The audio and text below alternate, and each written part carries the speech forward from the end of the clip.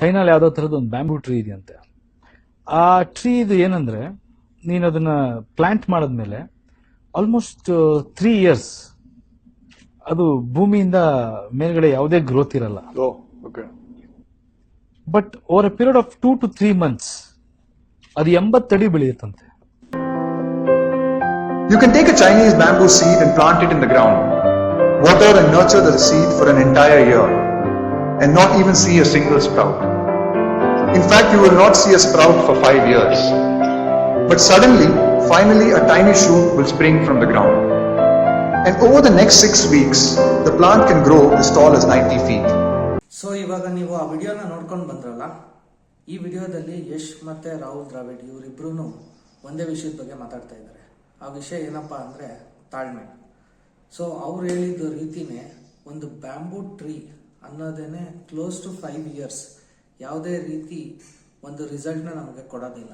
So ನೀವು ಅದಕ್ಕೆ ನೀರು ಹಾಕ್ತಾ ಇರಬೇಕು, ಅದಕ್ಕೆ ಬೇಕಾಗಿರೋ ಗೊಬ್ಬರ ಎಲ್ಲ ಹಾಕಿ ನೀವು 5 ವರ್ಷ ಬೆಳೆಸಿದ ಮೇಲೆ ಅದು ಯಾವ ರೀತಿ ಇಮಿಡಿಯೇಟ್ ಆಗಿ ಅದು within 1 year or 2 years of span ಅಲ್ಲಿ ಒಂದು ದೊಡ್ಡ ಮರವಾಗಿ ಬೆಳೆಯುತ್ತೋ, ಅದೇ ರೀತಿ ನಾವು ಯಾವಾಗಲೂ ಕೂಡ ನಮ್ಮ ಎಫರ್ಟ್ಸ್ನ ಆಗ್ತಾ ಇರಬೇಕು.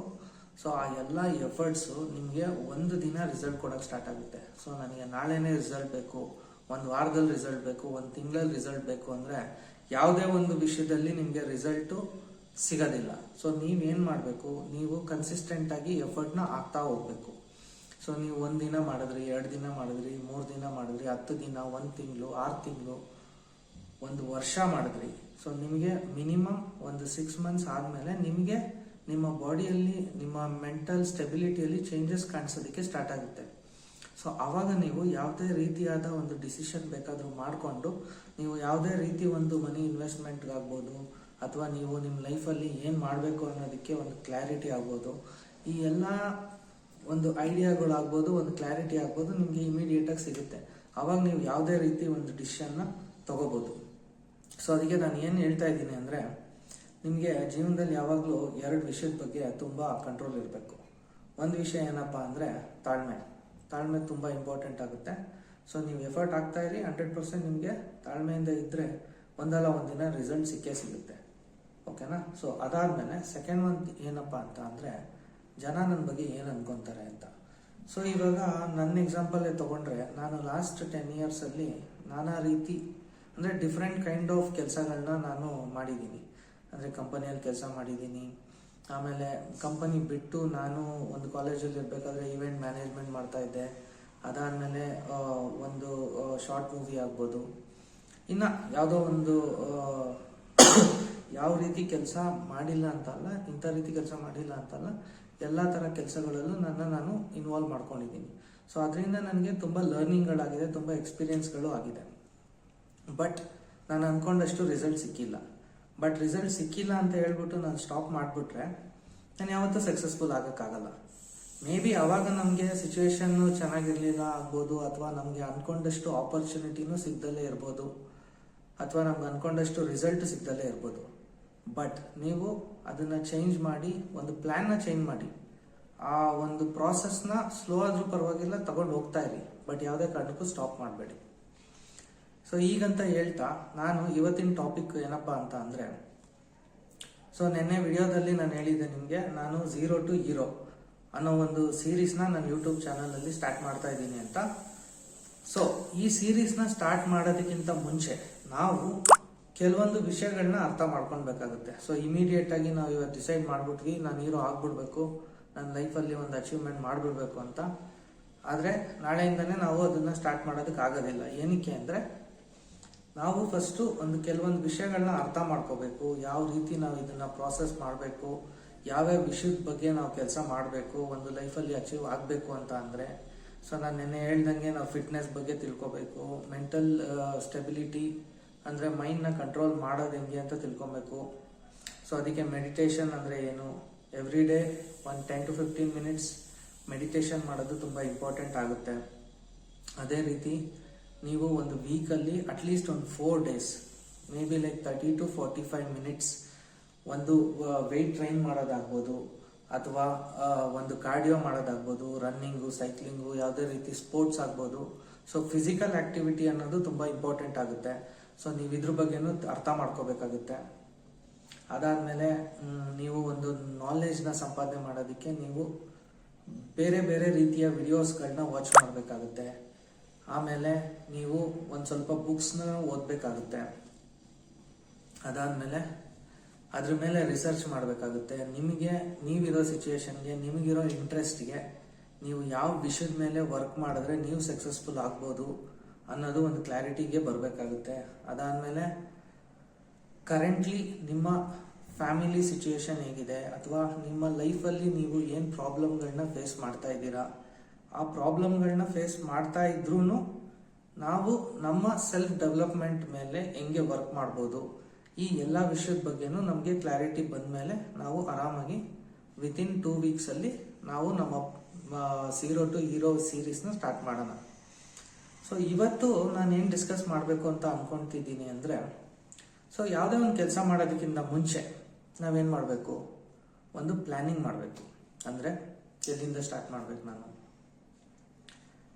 ಈಗ ನಾವು 2 ವೀಕ್ಸ್ ಆದಮೇಲೆ ಈ ಸೀರೀಸ್ನ ಸ್ಟಾರ್ಟ್ ಮಾಡಬೇಕಾದ್ರೆ ಡೈಲಿ ನಾನು ಯಾವ್ಯಾವ ಕೆಲಸಗಳನ್ನ ಮಾಡಬೇಕು ಅದರ್ ದೆನ್ ನಮ್ಮ ರೋಟೀನ್ ವರ್ಕ್. ಅಂದರೆ ನೀವಿವಾಗ ಕಂಪನಿಯಲ್ಲಿ ಕೆಲಸ ಮಾಡ್ತಾ ಇರ್ಬೋದು, ಅಥವಾ ಯಾವುದಾದ್ರೂ ಒಂದು ಬಿಸ್ನೆಸ್ಸಲ್ಲಿ ಇನ್ವಾಲ್ವ್ ಆಗಿರ್ಬೋದು, ಬಟ್ ಆ ಬಿಸ್ನೆಸ್ನ ಇಂಪ್ರೂವ್ ಮಾಡೋದಕ್ಕೆ ನೀವು ಸ್ವಲ್ಪ ಐಡಿಯಾಗಳನ್ನ ತಗೋಬೇಕಾಗುತ್ತೆ, ಅಥವಾ ರಿಸರ್ಚ್ಗಳನ್ನ ಮಾಡಬೇಕಾಗುತ್ತೆ, ಅಥವಾ ಬಿಸ್ನೆಸ್ ಲಾಸಲ್ಲಿರ್ಬೋದು, ಅಥವಾ ಫ್ಯಾಮಿಲಿ ಸಿಚುವೇಶನಲ್ಲಿರ್ಬೋದು, ಅಥವಾ ನೀವೊಬ್ಬರು ಸ್ಟೂಡೆಂಟ್ ಆಗಿರ್ಬೋದು, ಕಾಲೇಜಲ್ಲಿ ಇನ್ನೂ ಸ್ಟಡಿ ಮಾಡ್ತಾ ಇರ್ಬೋದು, ಅಥವಾ ನೀವಿನ್ನೂ ಒಂದು ಸ್ಕೂಲ್ ಸ್ಟೂಡೆಂಟ್ ಆಗಿರ್ಬೋದು, ಅಥವಾ ಹೌಸ್ ವೈಫ್ ಆಗಿರ್ಬೋದು.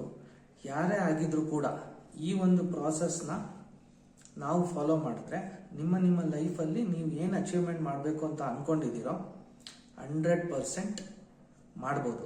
ಏನಕ್ಕೆ ಅಂದರೆ ಈ ಸೆಲ್ಫ್ ಡೆವಲಪ್ಮೆಂಟ್ ಅನ್ನೋದು ನಮ್ಮ ಲೈಫಲ್ಲಿ ತುಂಬ ಇಂಪಾರ್ಟೆಂಟ್ ಆಗುತ್ತೆ. ನಿಮ್ಮನ್ನು ನೀವು ಡೆವಲಪ್ ಮಾಡಿಕೊಂಡ್ರೆ ನೀವು ಈಸಿಯಾಗಿ ಯಾವುದೇ ರೀತಿ ಡಿಸಿಷನ್ ತೊಗೊಳ್ಬೋದು. ಯಾಕೆಂದರೆ ನೀವು ಮೆಂಟಲಿ ಸ್ಟ್ರಾಂಗ್ ಇರ್ತೀರಾ, ಫಿಸಿಕಲಿ ಸ್ಟ್ರಾಂಗ್ ಇರ್ತೀರಾ, ಆಮೇಲೆ ನೀವು ತುಂಬ ನಾಲೆಜ್ನ ಡೈಲಿ ತಿಳ್ಕೊತಾ ಇರ್ತೀರಾ. ಸೊ ಇದರಿಂದ ಏನಾಗುತ್ತೆ ಅಂದರೆ ನಿಮಗೆ ಮೈಂಡ್ ಫುಲ್ಲು ಕ್ಲಾರಿಟಿ ಆಗಿರುತ್ತೆ. ಆಮೇಲೆ ನೀವು ಲರ್ನಿಂಗು ಕೂಡ ನೀವು ಎವ್ರಿ ಡೇ ಇನ್ಕ್ರೀಸ್ ಮಾಡ್ತಾ ಇರೋದ್ರಿಂದ ನಿಮಗೆ ತುಂಬ ವಿಷಯಗಳ ಮೇಲೆ ಒಂದು ಹಿಡಿತಾ ಇರುತ್ತೆ. ಸೊ ಇದೆಲ್ಲದರಿಂದ ನಿಮಗೆ ಏನು ಮಾಡಬೇಕು ಅನ್ನೋ ಒಂದು ಕ್ಲಾರಿಟಿನೂ ಸಿಗುತ್ತೆ. ಸೊ ಅದಾದಮೇಲೆ ನಾನು ಮುಂದಿನ ದಿನಗಳಲ್ಲಿ ಏನು ಮಾಡ್ತೀನಿ ಅಂದರೆ, ನೀವು ಏನು ಮಾಡಬೇಕು, ಯಾವ ರೀತಿ ವಿಡಿಯೋಸ್ ನೋಡಬೇಕು, ಯಾವ ರೀತಿ ನೀವು ಬುಕ್ಸ್ಗಳನ್ನ ಓದಬೇಕು ಎಲ್ಲ ತಿಳಿಸ್ಕೊಡ್ತಾ ಇರ್ತೀನಿ. ಅಂದರೆ ಒಂದು ಸೆಲ್ಫ್ ಡೆವಲಪ್ಮೆಂಟ್ಗಾಗ್ಬೋದು, ಅಥವಾ ಒಂದು ಕಮ್ಯುನಿಕೇಷನ್ ಇಂಪ್ರೂವ್ ಮಾಡ್ಕೊಳೋದಕ್ಕಾಗ್ಬೋದು, ಅಥವಾ ನಿಮ್ಮ ಎಜುಕೇಷನ್ ರಿಲೇಟೆಡ್ ಏನಾದರೂ ನಿಮಗೆ ಡೌಟ್ಸ್ಗಳಿದ್ರೆ ನೀವು ಕಾಮೆಂಟ್ ಮಾಡಿರ್ತೀರಾ. ಆ ಕಾಮೆಂಟ್ಸ್ಗಳನ್ನ ನಾನು ಫಾಲೋ ಮಾಡಿಕೊಂಡು ಅದಕ್ಕೆ ರಿಲೇಟೆಡ್ ಯಾವ ಬುಕ್ಸ್ಗಳು ಓದಬೇಕು ಅಥವಾ ಯಾವ ವಿಡಿಯೋಸ್ ವಾಚ್ ಮಾಡಬೇಕು. ಆಮೇಲೆ ಇವಾಗ ಬುಕ್ಸ್ ಓದಬೇಕು ಅಂದರೆ ಅದರಲ್ಲಿರೋ ನಾಲೆಜ್ನ ನಾವು ಹೆಂಗೆ ತಗೊಳ್ಬೋದು, ವಿತೌಟ್ ಎನಿ ಡಿವಿಯೇಷನ್ಸ್ ನಾವು ಕಾನ್ಸಂಟ್ರೇಷನಿಂದ ಹೆಂಗೆ ಓದ್ಬೋದು, ಈ ಎಲ್ಲ ರೀತಿ ಒಂದು ವಿಷಯಗಳನ್ನ ನಾವು ಮುಂದಿನ ವಿಡಿಯೋಗಳಲ್ಲಿ ಡಿಸ್ಕಸ್ ಮಾಡೋಣ. ಸೊ ಈಗ ಏನಪ್ಪ ಅಂತ ಅಂದರೆ, ನೀವು ಮಾಡಬೇಕಾಗಿರೋ ಫಸ್ಟ್ ಕೆಲಸ, ಇನ್ಕ್ಲೂಡಿಂಗ್ ಮೀ, ನಾನು ಇದನ್ನು ಮಾಡ್ತಾ ಇದ್ದೀನಿ. ಯಾಕೆಂದರೆ ನಾವು ಒಂದ್ಸತಿ 0 to Hero ಸೀರೀಸ್ನ ಸ್ಟಾರ್ಟ್ ಮಾಡಾದ್ಮೇಲೆ ಸೊ ನಮಗೆ ಒಂದು ಕ್ಲಾರಿಟಿ ಇರಬೇಕು. ಅವತ್ತಿಂದ ಡೇ 1ಅಲ್ಲಿ ಏನು ಮಾಡಬೇಕು, ಡೇ 2ಅಲ್ಲಿ ಏನು ಮಾಡಬೇಕು, ಅದನ್ನ ಹಂಗೆ ನಾವು ಹೆಂಗೆ ಫಾಲೋ ಮಾಡ್ಕೊಂಡು ಹೋಗ್ಬೇಕು, ಈ ಎಲ್ಲ ರೀತಿ ಒಂದು ವಿಷಯಗಳಲ್ಲಿ ನಮ್ಗೆ ಕ್ಲಾರಿಟಿ ಇರಬೇಕು. ಸೊ ಅದಕ್ಕೆ ನಾವು ಫಸ್ಟ್ ಏನು ಮಾಡಬೇಕಪ್ಪ ಅಂದರೆ, ಒಂದು ಟೈಮ್ ಟೇಬಲ್ನ ನಾವು ಕ್ರಿಯೇಟ್ ಮಾಡ್ಕೊಬೇಕಾಗುತ್ತೆ. ಅಂದರೆ ನಾನು ಮುಂಚೆನೇ ಹೇಳ್ದಂಗೆ, ಈಗ ನೀವು ಒಂದು ಕಂಪನಿಯಲ್ಲಿ ಕೆಲಸ ಮಾಡ್ತಾ ಇರ್ಬೋದು, ಅಥವಾ ನೀವು ಒಬ್ಬ ಕಾಲೇಜ್ ಸ್ಟೂಡೆಂಟ್ ಆಗಿರ್ಬೋದು, ಅಥವಾ ಹೌಸ್ ವೈಫ್ ಆಗಿರ್ಬೋದು, ಬಟ್ ಪ್ರತಿಯೊಬ್ಬರಿಗೂ ಅವರ ದಿನನಿತ್ಯದ ಕಾರ್ಯಗಳು ಇದ್ದೇ ಇರುತ್ತೆ. ಅಂದರೆ ನಿಮ್ಮ ರೋಟೀನ್ ವರ್ಕ್ ಏನಿದೆ ಅದಕ್ಕೆ ತಕ್ಕಂತೆ ನೀವು ಒಂದು ಟೈಮ್ ಟೇಬಲ್ನ ಕ್ರಿಯೇಟ್ ಮಾಡ್ಕೊಳ್ಳೇಬೇಕಾಗುತ್ತೆ. ಸೊ ಇವಾಗ ನನ್ನ ಎಕ್ಸಾಂಪಲ್ ತಗೊಂಡ್ರೆ, ಸೊ ಈಗ ಕರೆಂಟ್ಲಿ ನಾನು ವೆಕೇಷನಲ್ಲಿ ಇದ್ದೀನಿ. ಸೊ ನಾನು ಬ್ಯಾಂಗ್ಳೂರಲ್ಲಿ ನಮ್ಮ ಪೇರೆಂಟ್ಸ್ ಜೊತೆ 1 ವೀಕ್ ಸ್ಟೇ ಮಾಡೋಕ್ಕೆ ಬಂದಿದ್ದೀನಿ. ಬಟ್ ನಾನು ಕರೆಂಟ್ಲಿ ಪುಣೆಯಲ್ಲಿ ಕೆಲಸ ಮಾಡ್ತಾ ಇದ್ದೀನಿ. So I work for A corporate company. So ನನಗೆ 10 to 7 ಜಾಬ್ ಇರುತ್ತೆ. ಅಂದರೆ ಮಾರ್ನಿಂಗ್ 10 o'clock ಲಾಗಿನ್ ಆಗಿ 7 o'clock ಲಾಗೌಟ್ ಆಗಬೇಕು.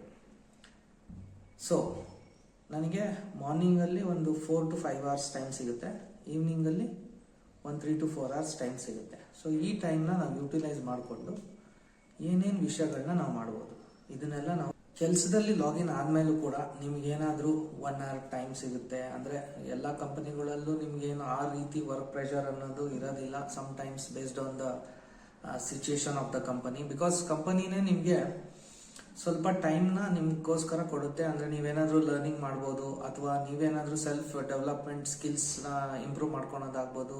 ನಿಮಗೆ ಬೇಕಾಗಿರುವಂಥ ಲರ್ನಿಂಗ್ಗಳು ಮಾಡೋದಕ್ಕೋಸ್ಕರ ಕಂಪನಿನೇ ನಿಮಗೆ 30 minutes to 1 hour ಟೈಮು ಕೊಡುತ್ತೆ. ಸೊ ಇಂಥ ಟೈಮ್ನು ನೀವು ಯೂಟಿಲೈಸ್ ಮಾಡ್ಕೋಬಹುದು. ಸೊ ಬೇಸ್ಡ್ ಆನ್ ದಿಸ್ ನೀವೇನು ಮಾಡಬೇಕು ಅಂದರೆ ಕ್ಲಿಯರ್ ಆಗಿ ಒಂದು ಟೈಮ್ ಟೇಬಲ್ನ ಸೆಟ್ ಮಾಡಬೇಕು. ಸೊ ಇವಾಗ ನೀವೇನು ಮಾಡ್ತೀರಾ ಅಂದರೆ ನಿಮ್ಮ ಒಂದು ಟೈಮ್ ಟೇಬಲ್ ಮೇಲೆ ವರ್ಕ್ ಮಾಡಿ. ಸೊ ನಿಮಗೆ ಟೈಮ್ ಟೇಬಲ್ ರಿಲೇಟೆಡ್ ಏನಾದರೂ ಡೌಟ್ಸ್ ಇದ್ದರೆ ನೀವು ಈ ವಿಡಿಯೋ ಅಲ್ಲಿ ಕಾಮೆಂಟ್ ಮಾಡಿದ್ರೆ, ಸೊ ನಾನು ನಿಮಗೆ ಆ ಕಾಮೆಂಟ್ಗೆ ನಾನು ರೆಸ್ಪಾಂಡ್ ಮಾಡ್ತೀನಿ 100%. ಸೊ ನಿಮ್ಮ ಡೌಟ್ಗಳನ್ನ ಅಥವಾ ಕನ್ಸರ್ನ್ಗಳನ್ನ ನಾನು ನಿಮಗೆ ರೆಸ್ಪಾನ್ಸ್ ಮೂಲಕ ತಿಳಿಸ್ಕೊಡ್ತೀನಿ ಏನು ಮಾಡಬೇಕು ಅಂತ. ಓಕೆನಾ?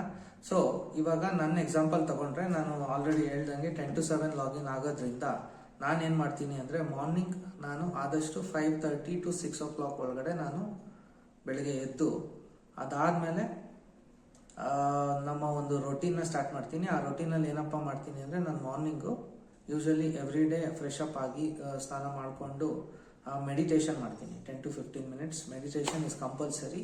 ಸೊ ಈ ವಿಡಿಯೋನ ಯಾರ್ಯಾರು ನೋಡ್ತಾ ಇದ್ದೀರಾ ಆದಷ್ಟು ನೀವು ಎವ್ರಿ ಡೇ 15 minutes ಮೆಡಿಟೇಷನ್ ಮಾಡಲೇಬೇಕು. ಸೊ ಮೆಡಿಟೇಷನ್ ಹೆಂಗೆ ಮಾಡೋದು, ಏನು ಮಾಡೋದು ಅನ್ನೋದನ್ನ ನಾನು ನೆಕ್ಸ್ಟ್ ವಿಡಿಯೋದಲ್ಲಿ ತಿಳಿಸ್ಕೊಡ್ತೀನಿ.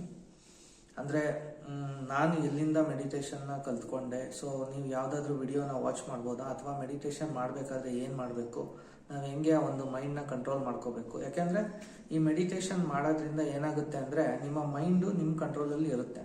ಸೊ ಅಂದರೆ ನೀವು ಒಂದು ವಾರ ಮಾಡಿದ ತಕ್ಷಣ ನಿಮಗೆ ಅದು ರಿಸಲ್ಟ್ ಸಿಗುತ್ತೆ ಅಂತಲ್ಲ, but again you have to follow it for few days. ಅಂದರೆ 1-2 ತಿಂಗಳು 3 ತಿಂಗಳು ಮಾಡ್ತಾ ಮಾಡ್ತಾ ಮಾಡ್ತಾ ನಿಮಗೆ ಒಂದು ರಿಸಲ್ಟ್ ಅದರಿಂದ ಗೊತ್ತಾಗುತ್ತೆ. ಸೊ ನಿಮಗೆ ಒಂದು ಮೈಂಡ್ ಮೇಲೆ ಫುಲ್ ಕಂಟ್ರೋಲ್ ಸಿಗುತ್ತೆ. ಅಂದರೆ ನಿಮ್ಮ ಕಾನ್ಸಂಟ್ರೇಷನ್ ಇನ್ಕ್ರೀಸ್ ಆಗುತ್ತೆ. ನೀವು ಒಂದು 15 minutes to 30 minutes ಓದೋಕೆ ಆಗ್ತಾ ಇಲ್ಲ ಅಂದರೆ ನೀವು ಆರಾಮಾಗಿ 1 hour ಓದ್ಬೋದು. ಅದಾದಮೇಲೆ ಹೆಂಗೆ ನೀವು ಒಂದು ಲರ್ನಿಂಗ್ ಇನ್ಕ್ರೀಸ್ ಮಾಡ್ಕೋಬೋದು. ಈ ಮೆಡಿಟೇಷನ್ ಅನ್ನೋದು ಎಲ್ಲದಕ್ಕೂ ಹೆಲ್ಪ್ ಆಗುತ್ತೆ. ಸೊ ನಾನು ಅದಕ್ಕೆ 10 to 15 minutes ಎವ್ರಿ ಡೇ ಒಂದು ಮೆಡಿಟೇಷನ್ ಮಾಡ್ತೀನಿ ಆಫ್ಟರ್ ಟೇಕಿಂಗ್ ಬಾತ್.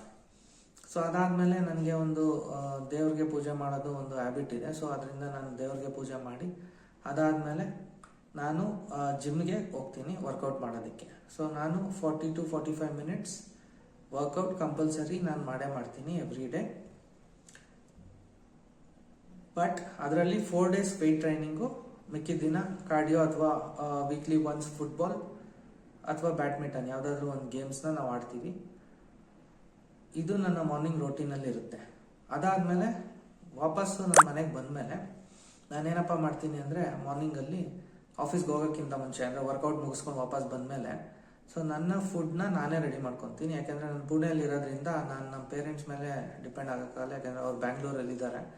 ಸೊ ನಾವು ಫುಡ್ ಮೇಲೂ ತುಂಬ ಕಾನ್ಸಂಟ್ರೇಷನಿಂದ ನಾವು ಫಾಲೋ ಮಾಡಬೇಕಾಗುತ್ತೆ. ಯಾಕೆಂದರೆ ನೀವು ಏನು ಊಟ ಮಾಡ್ತೀರಾ, ಏನು ಫುಡ್ ತಿಂತೀರಾ ಅನ್ನೋದ್ರ ಮೇಲೂ ನಿಮ್ಮ ಬಾಡಿ ಎನರ್ಜಿ, ನಿಮ್ಮ ಮೈಂಡ್ ಎನರ್ಜಿ ಡಿಪೆಂಡ್ ಆಗಿರುತ್ತೆ. ಸೊ ನಾನೇನು ಮಾಡ್ತೀನಿ ಅಂದರೆ ಯೂಶಲಿ ನನ್ನ breakfast depending on the days, ಬರೀ ವೆಜ್ ತಿನ್ನೋ ದಿನ ಆದರೆ ನಾನು ಸ್ವೀಟ್ ಪೊಟ್ಯಾಟೊ ಮತ್ತು ಬೀನ್ಸ್ ಅಥವಾ ಯಾವುದಾದ್ರೂ ಸ್ಪ್ರೌಟ್ಸ್ನ ನಾನು ಬಾಯ್ಲ್ ಮಾಡಿಕೊಂಡು ವಿತೌಟ್ ಸಾಲ್ಟ್ ಆ್ಯಂಡ್ ಪೆಪ್ಪರ್ ನಾನೇನು ಹಾಕೊಳೋದಿಲ್ಲ.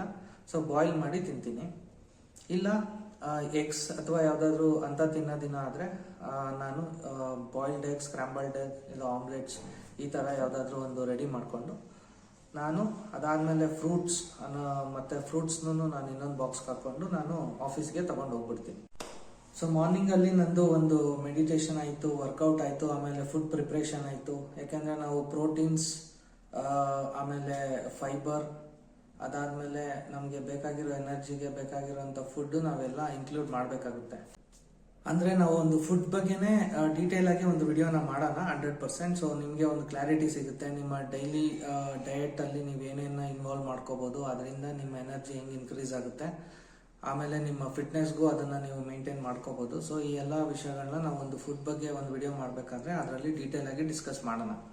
ಸೊ ಇದೆಲ್ಲ ಮಾಡ್ಕೊಂಡಾದ್ಮೇಲೆ ನಾನು ಈಸಿಯಾಗಿ ಆಫೀಸ್ಗೆ ಹೋಗ್ಬಿಡ್ತೀನಿ. ಆಫೀಸ್ ಲಾಗಿನ್ ಮಾಡಿ ನನ್ನ ಡೈಲಿ ಆಫೀಸ್ ಕೆಲಸ ಮುಗಿಸ್ಕೊಂಡು ಅದಾದಮೇಲೆ ಈವ್ನಿಂಗ್ ನಾನು ಮನೆಗೆ ವಾಪಸ್ ಬಂದಾದಮೇಲೆ ನಾನೇನು ಮಾಡ್ತೀನಿ ಅಂದರೆ ನಾನು ನನ್ನ ಸೆಲ್ಫ್ ಡೆವಲಪ್ಮೆಂಟ್ಗೆ ಬೇಕಾಗಿರೋಂಥ ಕೆಲಸಗಳೇನೇನಿದೆ ಅದನ್ನು ನಾನು ಮಾಡ್ಕೊತೀನಿ. ಅಂದರೆ ಈಗ ನಂದು ಒಂದು ಯೂಟ್ಯೂಬ್ ಚಾನಲ್ ಇರೋದ್ರಿಂದ ನಾನು ಈ ವಿಡಿಯೋಗೆ ಏನೇನು ಪ್ರಿಪ್ರೇಷನ್ ಮಾಡ್ಕೋಬೇಕು ಅದನ್ನೆಲ್ಲ ನಾನು ಮಾಡ್ಕೊತೀನಿ.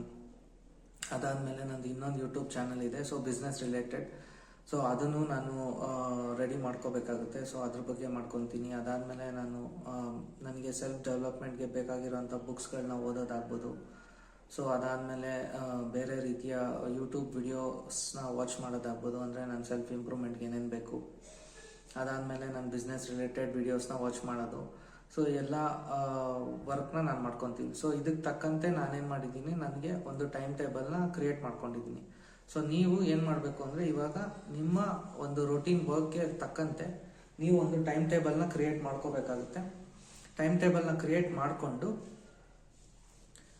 ಆಮೇಲೆ ನಾವು ಒಂದ್ಸತಿ ನಮ್ಮ ಸೀರೀಸ್ನ ಸ್ಟಾರ್ಟ್ ಮಾಡಬೇಕಾದ್ರೆ ಆ ಟೈಮ್ ಟೇಬಲ್ನ ಕರೆಕ್ಟಾಗಿ ಫಾಲೋ ಮಾಡಬೇಕಾಗುತ್ತೆ. ಏನಕ್ಕೆ ಅಂದರೆ ಆ ಸೀರೀಸಲ್ಲಿ ನಾವೇನು ಮಾಡ್ತೀವಿ ಅಂದರೆ ಎಂಡ್ ಆಫ್ ದ ಡೇ ನಮ್ಮ ಟೈಮ್ ಟೇಬಲ್ನ ಹೆಂಗೆ ನಾವು ಫಾಲೋ ಮಾಡಿದ್ದೀವಿ, ಆಮೇಲೆ ಆ ಟೈಮ್ ಟೇಬಲಲ್ಲಿ ಏನಾದರೂ ನಾವು ಒಂದು ಕೆಲಸನ ಮಿಸ್ ಮಾಡಿದ್ದೀವ, ಇದನ್ನೆಲ್ಲ ನಾವು ಬರಿಬೇಕಾಗುತ್ತೆ ಒಂದು ಡೈರಿಯಲ್ಲಿ.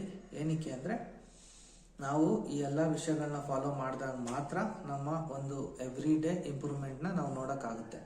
ಸೊ ನೀವು ಸುಮ್ಮನೆ ಟೈಮ್ ಟೇಬಲ್ ಬರೀತೀರಾ ಬಟ್ ಫಾಲೋ ಮಾಡ್ತಾ ಇಲ್ಲ ಅಂದರೆ ಅದರಿಂದ ಏನು ಯೂಸ್ ಇಲ್ಲ. ಸೊ ಆಮೇಲೆ ನಾವು ವೀಕ್ಲಿ ಅಪ್ಡೇಟ್ಗಳನ್ನ ರೆಡಿ ಮಾಡಬೇಕಾಗುತ್ತೆ. ಅಂದರೆ ಈ ವೀಕಲ್ಲಿ ನಾನು ಏನು ಕೆಲಸ ಮಾಡಿದೆ, ನೆಕ್ಸ್ಟ್ ವೀಕಲ್ಲಿ ನನಗೆ ಏನು ಪ್ರಯಾರಿಟಿ ಇದೆ, ಅಂದರೆ ನಾನು ಯಾವ ಕೆಲಸನ ಅರ್ಜೆಂಟಲ್ಲಿ ನಾನು ಅದನ್ನು ಮುಗಿಸ್ಬೇಕು, ಈ ಎಲ್ಲ ರೀತಿ ರಿಪೋರ್ಟ್ಗಳನ್ನ ನಾವು ರೆಡಿ ಮಾಡ್ತಾ ಹೋಗ್ತೀವಿ.